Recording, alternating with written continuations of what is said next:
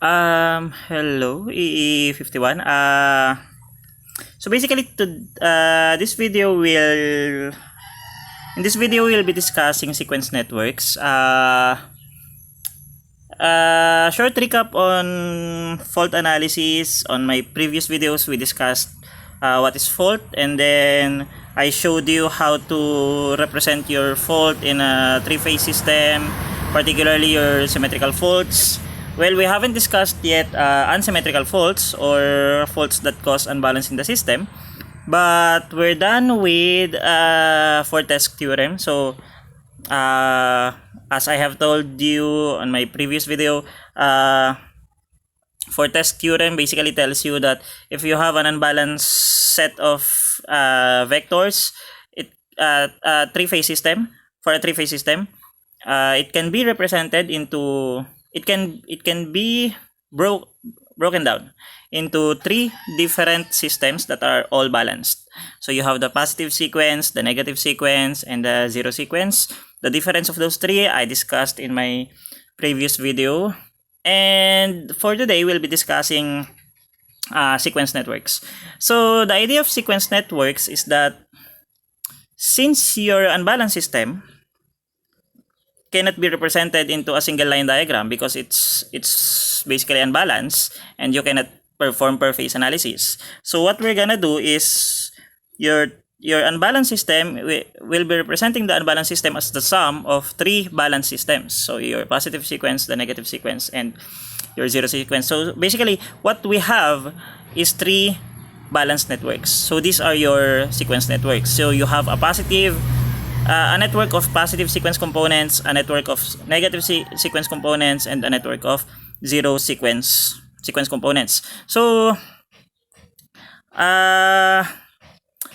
for this particular fault computation, I guess for the remaining discussion on fault, on my remaining series of videos on fault, we'll be dealing with we'll be computing for the fault currents without the load current. So if you can still remember my discussion on superposition on fault analysis, I think it's in my video about Thevenin equivalent circuit. Basically your fault at the fault point can be represented as two opposing voltage sources with the Thevenin voltage with the value of the voltage to be the pre-fault voltage, and then we disintegrated those two into two superposition systems. The first superposition system being the normal condition, and the second superposition system being your TEC, Thevenin equivalent circuit. So if you can still remember, the Thevenin equivalent circuit is basically the major component of your fault because its fault currents is very large as compared to the load currents. So we can assume that we drop the load currents and then just use the fault currents. So for the sequence networks, what we'll be doing is we'll be getting the Thevenin equivalent circuits of the positive sequence, the negative sequence, and the zero sequence network. So the idea is that you can represent your three sequence networks. I can't zoom. Yeah, this one. You can represent your three sequence networks into three TECs. Your TEC for the positive sequence, this one. Where is that? Okay, your TEC for the positive sequence, this one, TEC for the negative sequence, this one, and the TEC for the zero sequence, this one. So the idea is that for your machines, for your components, electrical power system components, you have three impedances: an impedance for the positive sequence, an impedance for the negative sequence, and an impedance for the zero sequence. So you get the TEC of that, then you get the three sequence networks. So for the sequence networks, I want to emphasize that the Thevenin voltage will only appear at the positive sequence. And then for the negative sequence and the zero sequence, it's just the Thevenin impedance. Okay, so this is basically your fault point. That's where the fault happens, and they all have a common neutral. Well, they are not actually common. They all have a neutral. Okay, a neutral point. Okay, and then we can define the voltage from the fault point to the neutral as the fault voltage. So that's the fault point and the neutral. Fault point and the neutral. That's the voltage of the fault. The pre-fault voltage is the Thevenin equivalent voltage. It's present at the positive sequence. Okay, so I guess that's it for the sequence network.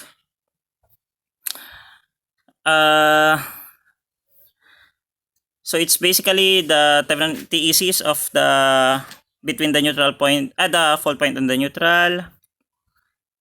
And then your positive and negative sequence impedances are linear and symmetrical, and they are usually identical because the impedance of circuits is independent of phase order, so they are most of the time they are just equal. However, your zero sequence, it's most of the time it is different from the positive and negative sequence. I want to emphasize that for sequence networks, basically for unbalanced systems, your grounding will matter. The grounding of the machines will actually matter, because when you're representing let's say a generator or motor, you are usually representing it this way on symmetrical components. On symmetrical faults. If we are dealing with symmetrical faults, this is how you represent your motors and generators. However, if we are dealing with unsymmetrical faults, therefore you have three sequence components. So you have the positive sequence, which is represented this way, the negative sequence, which is represented this way, and the zero sequence, which is represented this way. And that is if your machine is grounded. If it is not grounded, this is your positive sequence, this is your negative sequence, and your zero sequence has an open circuit with the neutral. So why is that? The idea is that if you have three sequence components, this is how your neutral will look like at the zero sequence. If your system is grounded, then we can get the neutral current as where is that? IA, IB, and IC, which is from our derivation before just equal to 3 IA0. However, if it is not grounded, therefore you don't have a neutral current because it is not grounded. And that will happen when well, actually the interpretation of that would be an IA0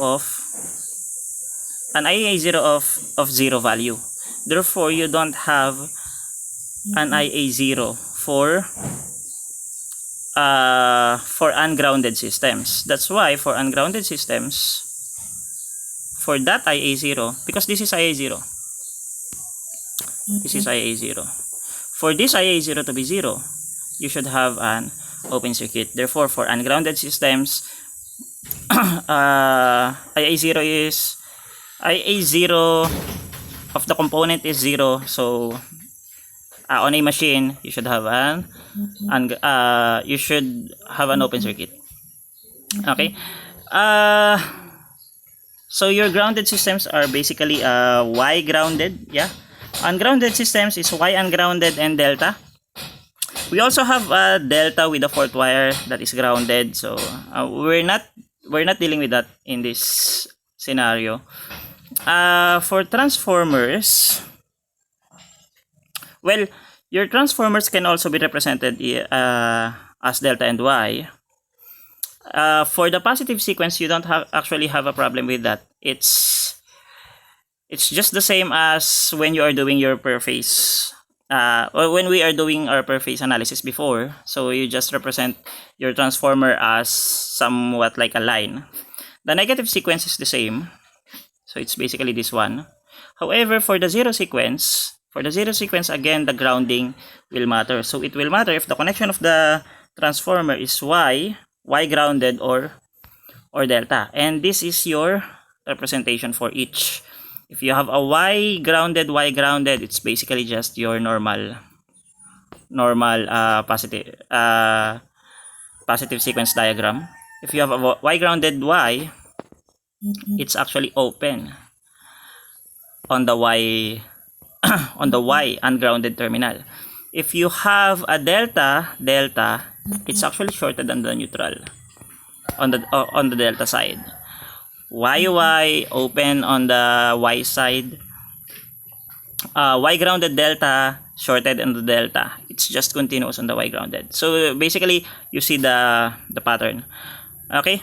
So yeah, that's basically your sequence impedance and sequence networks for unsymmetrical faults. So we'll be using these diagrams to form the single line representation of your 3 sequence networks. Yeah.